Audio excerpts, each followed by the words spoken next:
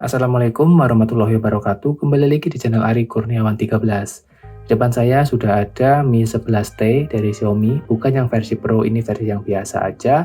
Yang mana HP ini secondnya udah mulai terjangkau. Jadi teman-teman yang mau nyari HP resmi ya, ini resmi jelas karena ya masuk resmi Indonesia, terus speknya juga oke, dan buat berbagai hal ya, kayak mau bikin konten, buat main game, buat harian, sosmed, nonton video, film, dan lain-lain, all rounded banget. Mungkin ini jadi salah satu pertimbangan. Mi 11T ini saya beli di harga sekitar 2,7 sampai 2,8. Ini yang varian 8128. Catatan aja, untuk semua varian Mi 11T itu nggak ada micro SD card-nya ya. Jadi kalau misalnya kalian untuk butuh penyimpanannya agak lega, cari yang penyimpanan di 256 GB, jangan yang 128. Karena kalau saya ambil 128, ya karena saya nggak butuh storage yang cukup banyak ya. Sebagian besar file saya taruh di cloud atau di Google Drive. Nah, ini unit yang saya dapatkan di harga segitu, dapatnya bagaimana? Yang pertama, saya memang dapatnya yang batangan ya. Kalau nyari yang full set itu, harganya di sekitar 2,9 sampai 3 jutaan. Di kota Semarang rata-rata jualnya segitu. Mungkin di tempat lain harganya berbeda, bisa lebih tinggi, bisa juga bisa lebih murah. Bergantung dengan orang yang jual. Sebelumnya video ini direkam pakai Google Pixel 5 Android 14 yang build Oktober ya. Oktober atau November, pokoknya build terbaru. Semoga ini nggak overheat ya kameranya. Nah, ini unit kondisinya ya. Kondisi unitnya maksudnya di kamera ya ada beberapa ya di sini ini karena mungkin ini bukan kaca. Jadi kayak bekas casing, bukan retak atau apa ya, ini bekas casing. Cuman untuk bagian lensanya masih kinclong, masih jernih ya, masih bisa kotoran-kotoran biasa ini masih bisa dibersihkan, nggak ada masalah. Untuk backdoornya juga ini dari penjual sih bilangnya ori ya, belum pernah ganti baterai, dan juga ini backdoornya masih mulus.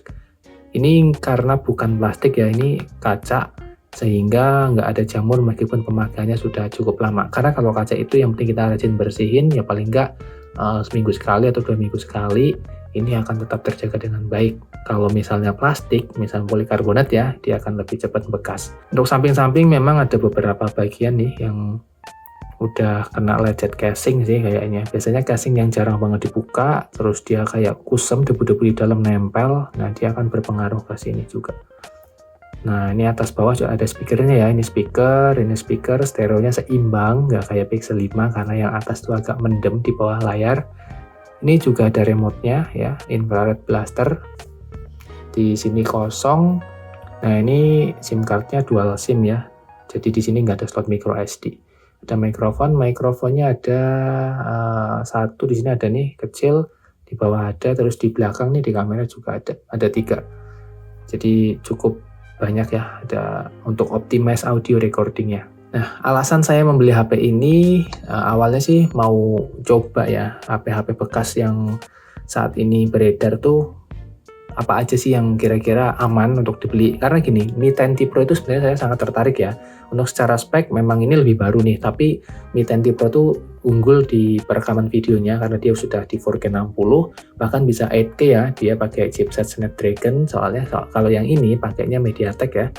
Dan di MediaTek ini Dimensity 1200 hanya di 4K 30, menurut saya hasilnya juga masih di bawahnya yang Mi 10T Pro. Nah, Mi 10T Pro isunya adalah karena RAM dan UFS-nya itu tumpuk, sehingga kalau pemakaian jangka panjang kena panas, dia harus di-recall ulang atau dibersihin lah ya, di-recall di tukang servis. Nah, itu kalau kita dapatnya unit baru sih nggak masalah, jangka waktu 1-2 tahun mungkin aman, tapi yang dapat unit second kan kita nggak tahu pemakaian sebelumnya. Makanya saya pilih ini, tadinya mau Poco F2 Pro ya, Poco F2 Pro itu harganya malah lebih mahal dari ini di kota Semarang. Nggak tahu kenapa ya, kayaknya sih bagus. Jadi ciri-ciri unit XX second-nya Xiaomi ya, Xiaomi kayak gini yang harganya mungkin cukup stabil dan unitnya itu sebenarnya udah unit lama, kayak Poco X3 NFC itu ya, bahkan masih ada yang jual 3 juta, itu berarti unitnya bagus. Nah, yang dihindari dari Xiaomi itu saya menghindari Poco X3 Pro, Xiaomi Mi 10T Pro, dan beberapa unit-unit Poco F2 Pro, terus Poco F3 ya, Poco F2 Pro aman. Poco F3 tuh di grup-grup banyak yang bahas isu tentang mati total UFS dan RAM-nya itu kurang bagus ya. Jadi saya pilih amannya ambil yang Mi 11T ini.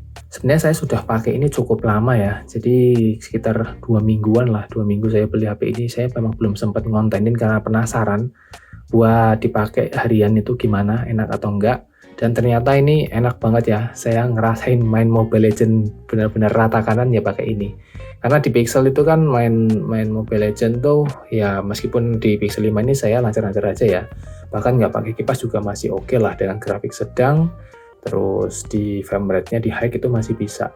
Dapat 4 game atau 5 game masih cukup. Nah, di sini bisa bermain berjam-jam karena baterainya ini masih awet ya, meskipun untuk kapasitas estimated-nya hanya 4500 dari 5000 mAh, berarti udah pemakaian nih sekitar ya mungkin ini 92 atau 93% ya, dan saya selalu dapat SOT di atas 6 jam. Ini kalau misalnya nggak dipakai buat game ini bisa 2 hari baterainya, masih awet banget. Nah, untuk jaringan ini sebenarnya udah support 5G, ini juga dua-duanya ya, SIM 1, SIM 2, 5G, tapi karena di tempat saya belum coverage-nya belum nyampe, ya nggak bisa dipakai ya 5G-nya. Sehingga ya nanti nunggu sampai 5G-nya ready, dan apakah HP ini masih saya pakai atau enggak ya, atau udah ganti HP yang baru lagi, saya nggak tahu. Nah, untuk kameranya ini 108 megapiksel dengan max megapiksel sebenarnya di 12 megapiksel ya, dan nggak ada OIS-nya. Nah, ini salah satu kelemahan buat shoot di malam hari. Kalau misalnya mau ambil shutter rendah kayak gitu harus pakai tripod supaya nggak terlalu gonjangannya nggak terlalu mengganggu ke hasil ya. Nah, untuk kameranya menurut saya ini kameranya udah oke, cukup banget misalnya buat ngonten-ngonten bikin foto jualan produk atau sekadar foto jalan-jalan, ini udah oke. Lensanya ada 3 sih, menurut saya berfungsi semua, meskipun lensa yang paling bagus di lensa utama aja sih untuk hasil yang maksimal ya. Nah, kalau lensa yang lainnya ya hanya sekadar yang penting ada. Ya kadang berguna ya untuk beberapa kali kondisi itu cukup berguna dengan baik. Misalnya di lensa ultrawide-nya ini 0,6 kalinya ini juga ya sekadar untuk foto rame-rame misalnya itu dibutuhkan di pantai atau di gedung yang posisinya agak sempit, ini cukup membantu.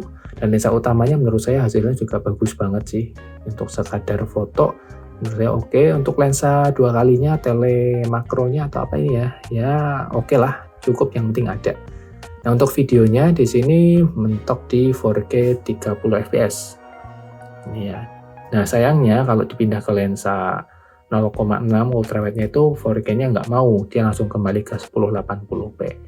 Nah, kalau di lensa 2 kali dia masih bisa nih. Jadi opsinya ya ini. Kalau misalnya mau ngerekam di 4K, hasilnya oke. Kalau misalnya kalian moving-nya atau movement-nya itu bagus, nah, jangan gonjang-gonjang gini saat record, hasilnya bagus, tetap jernih. Dan kalau Full HD-nya sih menurut saya ya lebih bagus di Pixel ya, kalau untuk hasil gambar Full HD-nya. Untuk foto yang menurut saya paling mantep ya ini di mode Pro-nya ya, mode Pro-nya ini keren. Jadi kalau misalnya kalian mau foto astrofotografi, ini shutternya bisa sampai 30 detik. Ini 30 detik udah cukup banget untuk ngambil gambar Milky Way di cuaca yang cukup mendukung ya tentunya. F-nya juga bisa diatur nih, karena ini mode Pro, jadi kita bisa atur di berbagai kondisi sesuai dengan kebutuhan saat foto di lapangan. Kamera saya nggak ada komplain, bagus di HP ini. Terus untuk penangkapan sinyal juga bagus. Dan ini berada di, kita cek ya, MIUI Global 14.0.5. Saya lihat di forum-forum sudah ada yang sampai titik 6 ya, tapi punya saya belum dapat update ini. Ya ditunggu aja, karena Xiaomi itu pakai Xiaomi nggak kayak pakai Google Pixel ya. Kalau Google Pixel tuh kadang rutin tiap bulan gitu. Ini ya nunggu 3 bulan sekali gitu. Nah, untuk penyimpanan sistemnya ini memakan di 12,90 GB. Standar ya, cukup lah, nggak terlalu makan ruang, terus aplikasi dan lain-lain. Jadi ini 128 tersedia di 74,3 GB dengan aplikasi yang saya pakai seperti ini.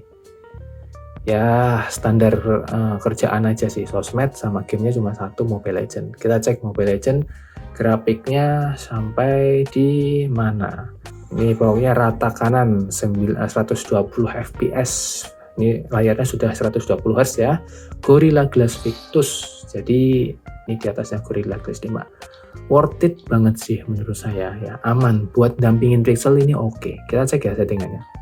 Nih, saya pakai settingan ini ya, tinggi, frame rate tinggi, grafis tinggi. Karena kadang ini ngaruh ke jaringan ternyata. Kalau misalnya saya pakai sinyalnya bagus, misal beli paket kuota atau Telkomsel, saya berani nih ratain ke kanan. Karena dia muat atau ngeload datanya tuh gede banget.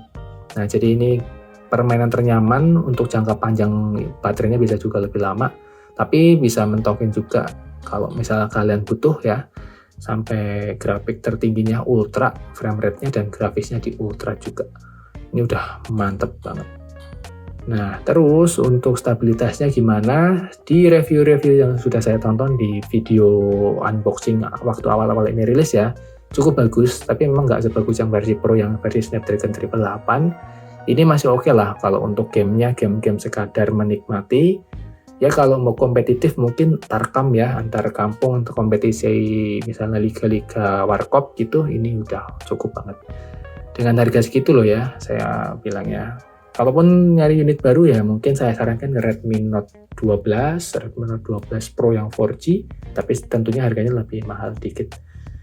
Nah itu teman-teman, experience-nya menurut saya HP ini oke. Fiturnya sudah ada NFC ya tentu saja.